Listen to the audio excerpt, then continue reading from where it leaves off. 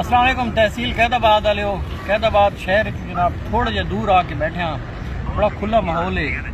तो पकौड़े गिन के आए कैदाबाद इतनिया मरचां पकौड़ियां समझ तो बाहर है।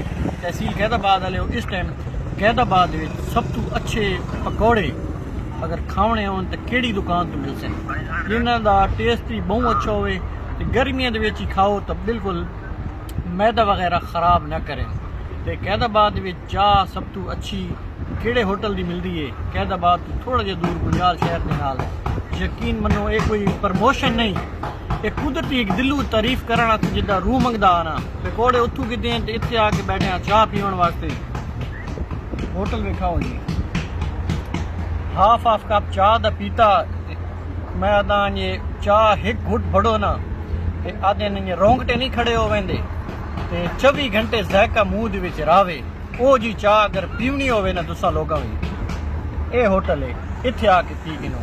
ते मैं जेड़ी गल पहले कीती है ना, कैदाबाद में सब तो अच्छे पकौड़े केड़ी दुकान तो मिलते हैं, केड़े महल्ले चूँ, केड़े एरिए चूँ, कॉमेंट सेक्शन के अंदर ज़रूर दसाए। अस्सलाम वालेकुम।